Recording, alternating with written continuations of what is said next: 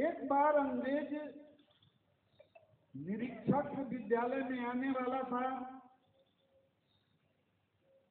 इनको पता चल गया और उस समय वंदे मातरम अंग्रेज सरकार के तरफ से प्रतिबंधित था, लेकिन इन्होंने सबसे पहले मैं BYP न्यूज को बहुत बहुत धन्यवाद दूंगा, जिन्होंने आज RSS का प्रोग्राम को कवर किया। आज शुभ विजयादशमी के शुभ अवसर पर हमारा शाखा स्वामी विवेकानंद प्रभात शाखा 99 कोलांचल सिटी का 1 वर्ष पूरा हुआ और साथ ही साथ संघ का हमारा 100 वर्ष पूरा हुआ। इसके अवसर पर हमारे जितने भी बाबूडी नगर के स्वयंसेवक एक साथ एकत्रीकरण हुए। बिरसा मुंडा व्यवसायिक शाखा के स्वयंसेवक श्रीमान विनोद जी, श्रीमान विकास जी, निरंजन विद्यालय के सभी विद्यार्थियों को इस प्रकार से शिक्षित किया कि जिस कक्षा में वो घुसे वहां सारे विद्यार्थी उठ करके उनका स्वागत वंदे मातरम से करने लगे। अंग्रेजों के नजर में तो गैर कानूनी था। क्रोध में दूसरे कक्ष में गया, तीसरे कक्ष में गया और हर एक कक्ष में ऐसा स्वागत हुआ उनका। अंततः इसको संक्षेप में समाप्त करें तो उसके चलते इनको अपना विद्यालय छोड़ना पड़ा। 2 महीना तक विद्यालय बंद रहा, पास पड़ोस के सारे विद्यालय बंद रहे। सभी लोगों ने इस बात का समर्थन किया कि वंदे मातरम बोलना कोई अपराध नहीं है, हम अपनी माता की वंदना करते हैं, अंग्रेज हम पर गैर कानूनी ढंग से प्रतिबंधित किए हैं। तो ये भाव इनके अंदर आया कहां से? वहां किसी प्रकार की चर्चा नहीं थी, समाज में भी नहीं थी और घर में तो प्रश्न ही नहीं था। लेकिन विक्टोरिया विदेशी है और यहाँ पर अंग्रेजों का शासन चल रहा है, मुझे उसके खुशी में सम्मिलित नहीं होना चाहिए। ये 8 वर्ष का बालक इस प्रकार का चिंतन करता है। यह मैंने इसलिए बताया कि आगे का विषय स्पष्ट ध्यान में आएगा। आगे वो समाज के सहयोग से, घर की आर्थिक स्थिति बड़ी विपन्न थी, लेकिन इनका आचरण देख करके समाज के लोगों ने इनको कलकत्ता पढ़ने के लिए भेजा। 10 पास करने के बाद नेशनल मेडिकल इंस्टीट्यूट में कलकत्ता में इनका मेडिकल की पढ़ाई के लिए नामांकन हुआ।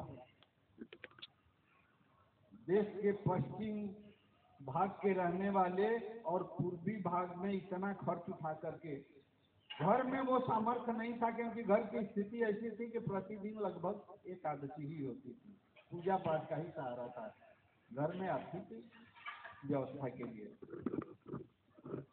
वहां भेजने के पीछे ये उद्देश्य था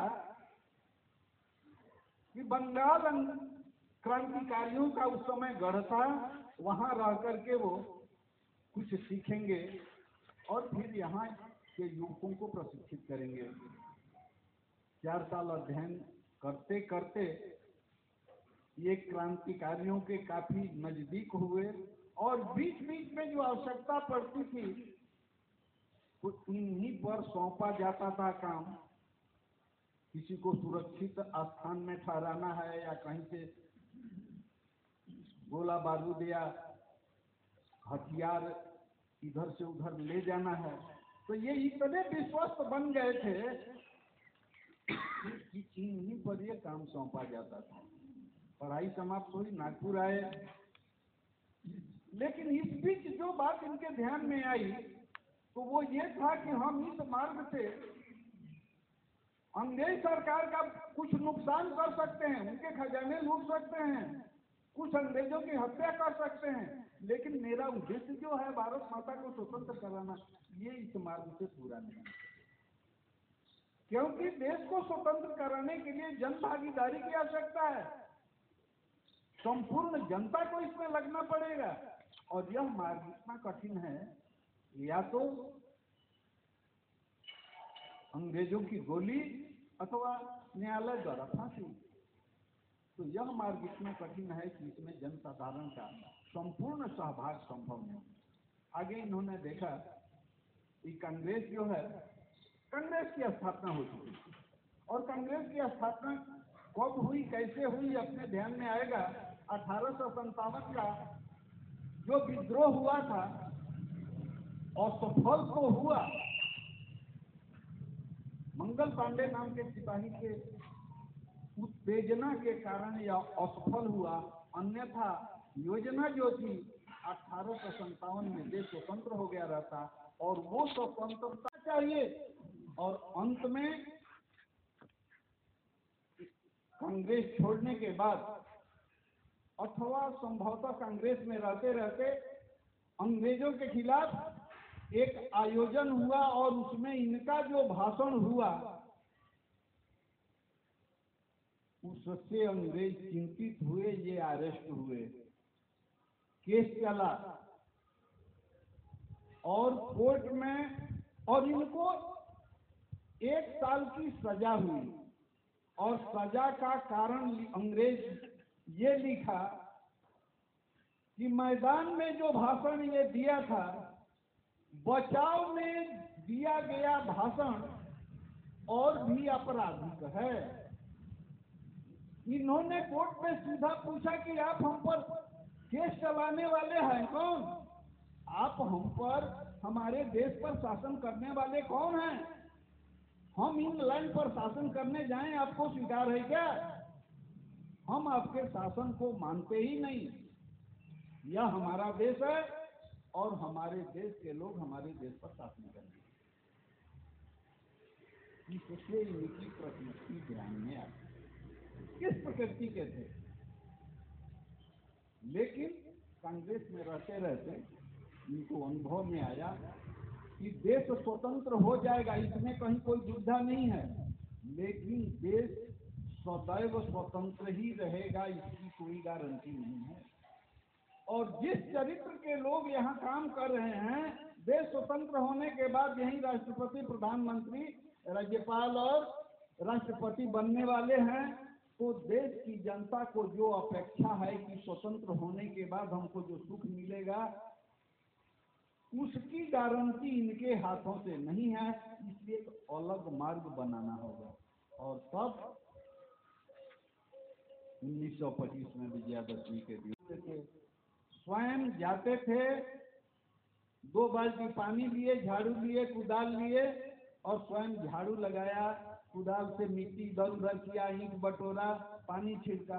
1 रोज 2 रोज करते करते लोगों के ध्यान में आया कि भाई कौन व्यक्ति है, क्या कर रहा है, क्यों ऐसा कर रहा है, क्यों सफाई कर रहा है, स्वाभाविक एक आकर्षण, इसको कब्जा करना है या क्या है।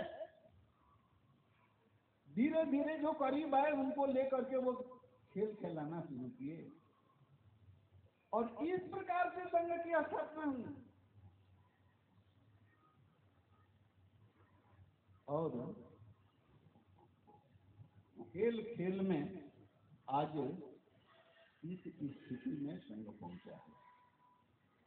यहाँ पर भी शाखा लगती है, शाखा में क्या होता है, क्या कहा जाता है, क्या बोला जाता है, ये हम सभी के ध्यान में है। शारीरिक रूप से हम स्वस्थ रहें और मजबूत रहें।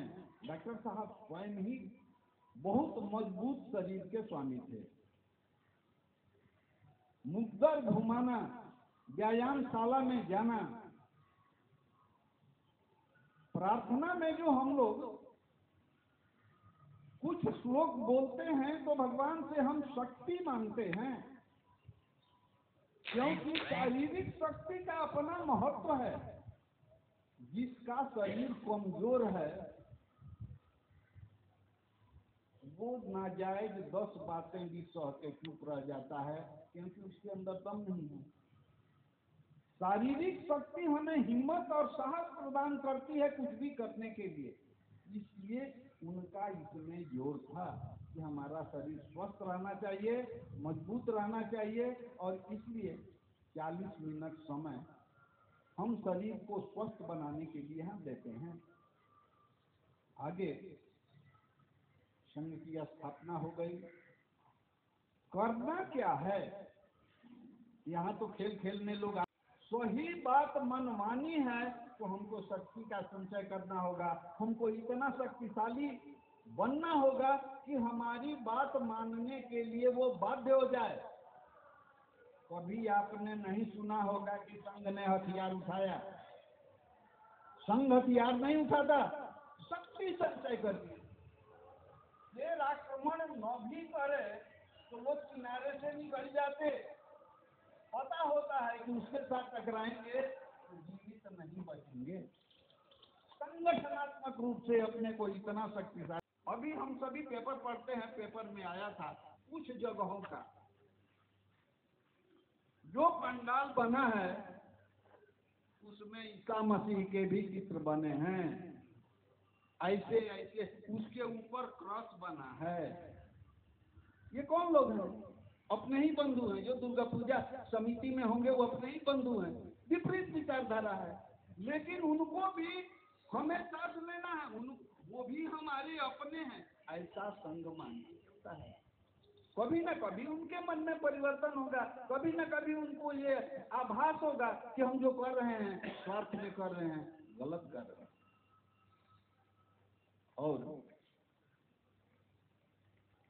इस शताब्दी वर्ष में भाषित गाया गया। उसके पश्चात हमारे जिला कारवा नित्यानंद पांडे जी का बौद्धिक हुआ, जिन्होंने बताया कि हमारा संघ जो 100 साल कंप्लीट किया वह किस तरीका से कंप्लीट किया है, और आने वाला दिन में हमारा संघ हमारे देश के लिए, हमारे समाज के लिए, हमारे बच्चों के लिए क्या क्या करेगा, इस पर करीब विस्तृत से हमारे नित्यानंद पांडे जी ने इस पर विस्तार से बताया। और सभी संघ सेवक ने यह संकल्प लिया कि आने वाले दिन में संघ का जो भी कार्य होगा हम लोग एक साथ मिल करके करेंगे, और हम लोग अपने देश को, अपने समाज को, अपने घर को स्वस्थ और सुरक्षित रखेंगे। इसमें कहीं कोई कोताही नहीं रहेगी। इसके बाद हम सभी लोगों ने ध्वज प्रणाम कर प्रतीक्षा करें, अगले स्टेशन पर मिल जाएगा। और जैसे ही अगले स्टेशन पर गाड़ी रुकी वो दौड़ करके गया, और वही 5-7 मिनट जो गाड़ी रुकी होगी उतने देर में एक टोकरी सेव ला करके इनको दिया। 1 नंबर का सेव मूल्य देने लगे तो उसने कहा कि जापान के लोग इसमें से मूल्य नहीं लेते। हमारे देश का शिकायत तो हो। एक एक जापानी के हृदय में ये बात करता है। और एक दूसरी घटना है, अमेरिका के सेव जापान में बिक्री के लिए आए थे। वहां से पूछा गया कि काफी दिन हो गया, दूसरे खेप की तुमने मांग नहीं की। तो कहा कि जो आया था वही नहीं बिक रहा है। यहाँ के लोग कहते हैं कि हम अमेरिकन सेव खरीदेंगे, हमारे किसानों का क्या होगा? जापान जहाँ खेती का जमीन नहीं है, जंगल, पथरीले भूमि, आज वो विश्व के नक्शे पर एक शक्तिशाली देश के रूप में उभरा है।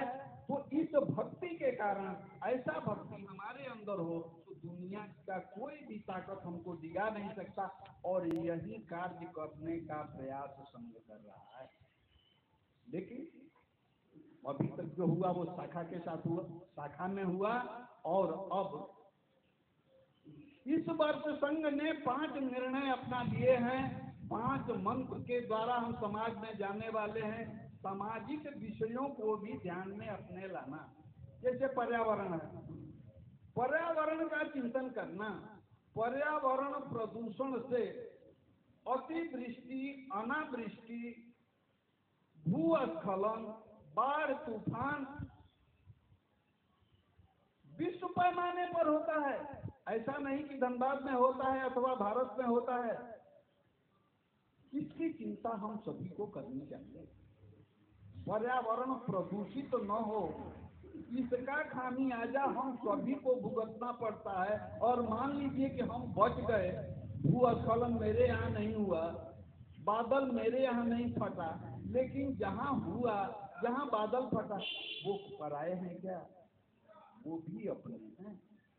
इसलिए मेरे द्वारा किसी प्रकार से पर्यावरण प्रदूषित न हो। हम सभी बड़े उम्र के लोग जो हैं उनके ध्यान में है। हम बाजार जाते थे तो गमछा और थैला लेकर के जाते थे।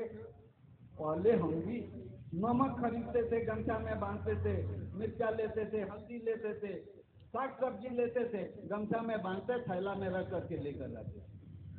लेकिन आज सुविधाजनक चीज मिल गया, हमने विचार नहीं किया, प्लास्टिक के थैले में हम लाते हैं और आराम से वो घर में आ जाता है। लेकिन अंततः वो प्लास्टिक का करते क्या है, हम विचार जाए वो प्लास्टिक क्या होता है, कहाँ जाता है?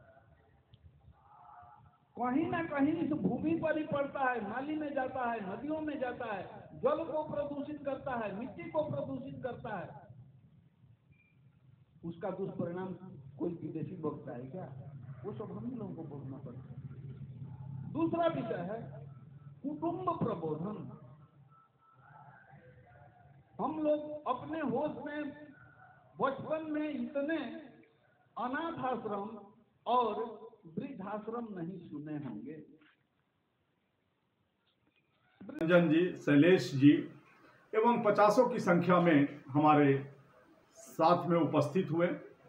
हमारे पॉलिटेक्निक शाखा से हमारे जिला कारवा माननीय नित्यानंद पांडे जी एवं उनके सभी साथीगण ने आकर के हमारे शाखा का आज का प्रोग्राम का शोभा बढ़ाया।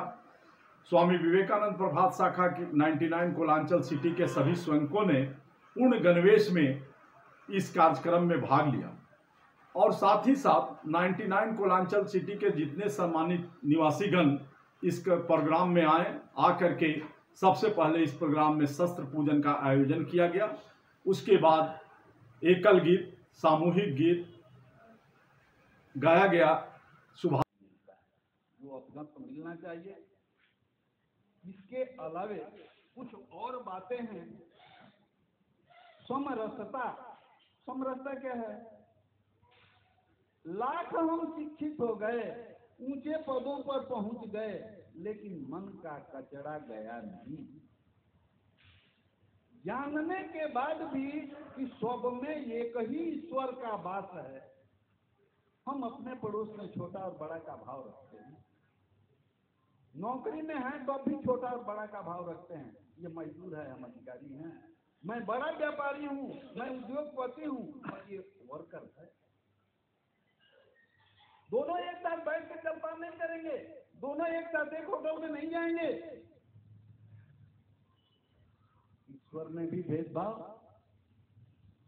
यह भाव नहीं निकालेंगे तो हम हमेशा कमजोर ही रहेंगे। और हमारा सिद्धांत है, हमारा आग्रह है कि हम अपने को संगठित करके, अपने समाज को संगठित करके और हम इसको मजबूत बनाएं। मजबूत बनाने की राह में ये बहुत बड़ा बाधा है। ये छोटे बड़े का भाव, जातिगत छोटे बड़े का भाव, जाति के हिसाब से, संपत्ति के हिसाब से, इस भाव को त्याग करके सबको अपना मानना, क्योंकि सबके अंदर एक ही ब्रह्म का वास है, एक ही ईश्वर है। और ज्यादा पीछे जाएंगे तो सभी एक ही माता पिता की संतान है। परिवार बड़ा हुआ तो अलग अलग काम लोगों ने स्वीकार किया। कोई बिजली मिस्त्री बना, कोई व्यापारी बना, कोई टेम्पो चला रहा है, कोई शिक्षक बना है, और उनका परिवार दिल्ली में बस गया, उनका परिवार कलकत्ता में बस गया, लेकिन है तो एक ही माता पिता के संतान। इस नाते हम सभी भाई हैं और सभी भारत माता की जय बोलते हैं। ये रिश्ता तो है ही। आगे अपने अंदर स्व का बोध होना चाहिए। अपना, मेरा जो अपना है वो सर्वश्रेष्ठ है, और इसलिए जो अपना है उसको स्वीकारें। गुलामी की मानसिकता का त्याग करें। आज जो थोड़ा सा उच्च शिक्षित लोग हैं वो निमंत्रण पत्र अंग्रेजी में छपवाते हैं। अपनी भाषा में दोष क्या है भैया? उत्सव मनाते हैं तो अंग्रेजों की तरह मनाते हैं। Happy birthday to you. अपने यहाँ भजन कीर्तन नहीं है क्या? और अपने यहाँ को जन्मना चाहते हैं। इसके मार्ग में ये बहुत बड़ा बाधा है। आगे नागरिक कर्तव्य, अंतिम बात करके मैं अपनी बात समाप्त करूंगा। मंदिर में भी जाएंगे, अरे भैया जी आप भगवान की पूजा करने गए हैं ना, और आप VIP कोटे से जाएंगे तो आप सामर्थ्यवान हैं, और बाकी लोग जो हैं सामर्थ्यवान नहीं है, उतना फीस वो नहीं दे सकते, तो ये नागरिक इस पानी में हम लोग बहने वाले नहीं हैं। हाँ, इसलिए बात मैं समाप्त करता हूँ, लेकिन इतना बर्दाश्त करना, नहीं तो प्राणों को उत्सर्ग कैसे करेंगे जरूरत पड़ी तो इस प्रकार के हमारे जो नागरिक कर्तव्य हैं उसका भी चिंतन करना कि मेरे लिए क्या कानूनी है और क्या गैर कानूनी है। इतना चिंतन करने से ही हमारा देश जैसा हम चाहते हैं वैसा बनेगा। इन्हीं बातों के साथ मैं अपनी बात को विराम देता हूँ।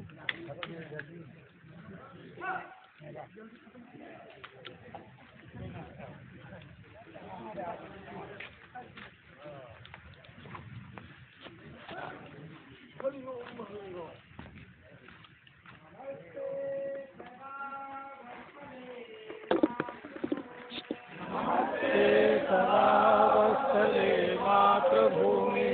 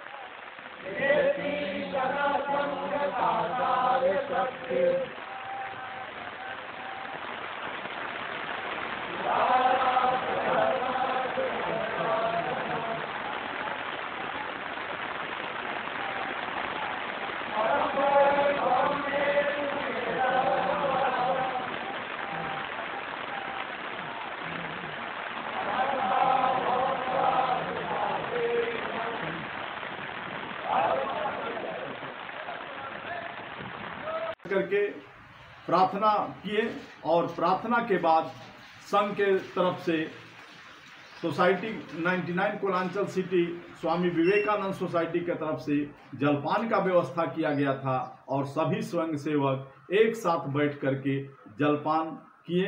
उसके बाद सभा को समाप्ति की घोषणा की गई। धन्यवाद। मैं ब्रह्मदेव कुमार सिंह, शाखा कारवा, स्वामी विवेकानंद प्रभात शाखा, एडवोकेट, धनबाद, निवासी 99 कोलांचल सिटी। आप सभी को एक बार पुनः बहुत बहुत धन्यवाद, बहुत बहुत आभार, जो इन्होंने विकट परिस्थिति में वर्षा के मौसम में भी अपने आकर के हमारे शाखा में 1 घंटा का आप लोगों ने समय दिया। इसलिए आपको पुनः एक बार प्रणाम, धन्यवाद, शुभ रात्रि।